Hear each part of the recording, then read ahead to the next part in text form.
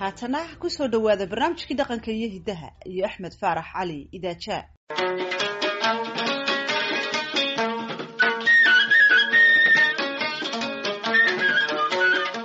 waa barnaamijkii dhaqanka iyo hidaha ee laanta af Soomaaliga ee VOA-da.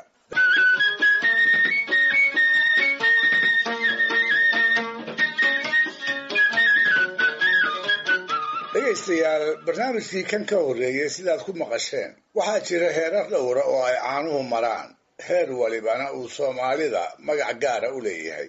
mar waa dhay, marna waa mayac, marna waa suusac, marna waa garoor oo lagu magacaabo caanaha looda iyo kuwa arigu markay fadhiistaan.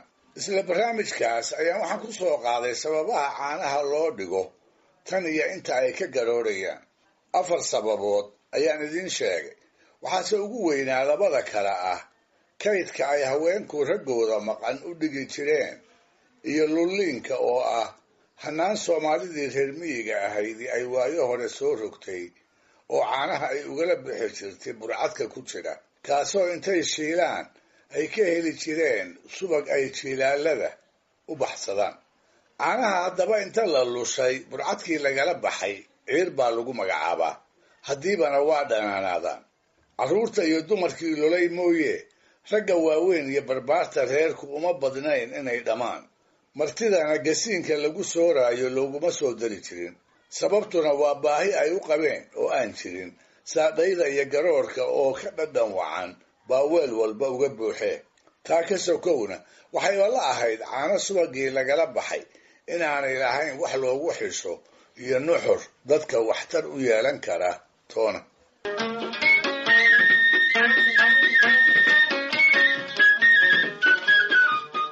su-aashuse waxay tahay, markii ay ciirtu badato inteeda uu reerku ka maarmo sidee bay u geli jireen?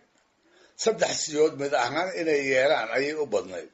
mar waxay ugu deeqi jireen qoysaska ay xooluhu ku yar yihiin ee lo iyo ari toonihii aanay u soo xeroon. qoysaska aan lagu ogeyn caano ay dhay ku dhammaan iyo kuwo intag u garoora ay lushaan hadhowna ciir u noqda.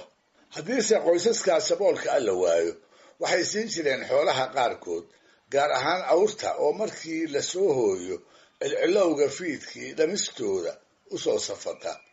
labadaas haddii aan midkood la helinna ciirta way daadin jireen oo weelasha ay ka buuxdo ayay ka bannaysan jireen. meel walbase kuma ay daadin jirine xurmo iyo maamuus ay u hayeen darteed waxay ku sugi jireen godad ay si gaara u qodi jireen, aqallada qoyskana aan ka fogeyn. arrintu sidaas inay ahaydna waxaad ku garataa nin sodcaala oo reerkiisii uga soo kacay geyi roob leh, tigaaddii uu bixiyena ay xoolihii ugu darareen, ayaa markii meel kale lagu waraysto wuxuu dadka dhagaysanaya warka ugu soo gaabin jiray, ciirtaa jugle, ama ciirta awrta ayaa la siiyaa, ama ciirta waa la qubaa.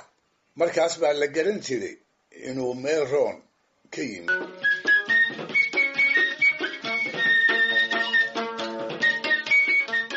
inkastoo sidaan soo sheegay ragga waaweyn iyo barbaarta qoysku aanay u badnayn inay ciirta dhammaan, haddana taas macnaheedu ma aha inay ka caaganaayeen. waxaa dhici jirtay in kolkol odayga reerku wax ugu wacanba uu caanaha dhayda aqoonsado, isla markaasna ciirta iyo dhanaankeeda uu laabjeex uga baqo. markaas bay ooridiisu u howlgeli jirtay. waxay u bayri jirtay farsamada ay Soomaalidu buqbuqada u taqaan. in dhay ah iyo xoogaa ciira intay isugu darto ayay u keeni jirtay haruub ay ku jiraan caano qabow oo sidii garoorka u dhadhamaya, dhanaankii ciirtuna uu ka ba'ay. si kastaba ha ahaatee, garoorka, ciirta iyo sixinka lagala baxo iyo buqbuqaduba waa astaamo barwaaqo. dhammidoodna caanaha loogu irkado kuwa looda ayaa ugu badan uguna wanaagsan. sidaasoo ay tahayna Soomaalidu looda waa liidaa. waxay ku daraabaan inay adkaysi yar tahay oo sida geela aanay biyaha uga qadi karin. waxay ku dhaliilaan 3 cisho wax ka badan inaysan moogaan karin, mar walbana ay u baahan tahay balli ama kaalin ceel inay ka agdhowdahay. waxaaba caado noqotay gabyaaga Soomaaliyeed marka uu geela ammaanayo inuu looda cagta sii mariyo, isaga oo ku tilmaamaya waxaan xoolo ahayn oo reerkii haysta iyo kii aan haysani ay isku mid yihiin. allaha u naxariistay cumar xuseen gorse oo lagu naanaysi jiray cumar istiiliya reer berberaadna ahaa ayaa beri tiriyey gabay aad u caan baxay. waa gabaygii dhagax nafle la baxay ee uu geela aad ugu tilmaamay uguna ammaanay, kaasoo tuduc adartiisa ka mida uu looda ku liiday. wuxuu ku sheegay inay tahay waxaan cidnaba xoolo u noqon karin haddii aanay addimada biyaha kula jirin.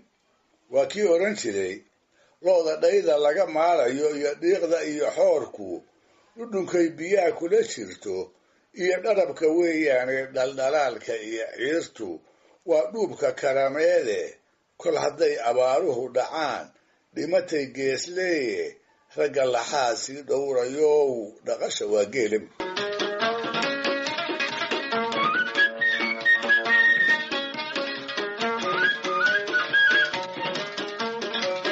cumar xuseen ka hor gabaygiisa ku magacaaban mawdku ka adeeg waatuu sayid maxamedna looda ku daraabay, inkasta uu marka hore u qiraayo in caano macaan ciid iyo buqbuqaba iyada loogu marti yahay. taasise waa markay aaranka tahay oo keliyahe wuxuu sayidku ina xusuusinayaa jiilaalka muggay tahay weysha uu isagu dhalayna allaha ka dhigee inaan saca cidina caana ka jeeqaaqin saa isagaaba nafeh.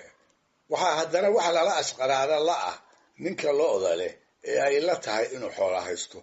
wuxuu yidhi lo'da baydideed waa hadday baraq u joogtaaye barqamaha gugiibaa xumbada laga buf siiyaaye buqbuqoodka iyo ciirtu waa beri samaagiiye boggan wuxuu insaarixin intuu baarta cunayaaye jiilaal baraahsaday sacii balafyay weyshiiye ninkii baqar lahaa waa hungee ba'a iyo u sheega.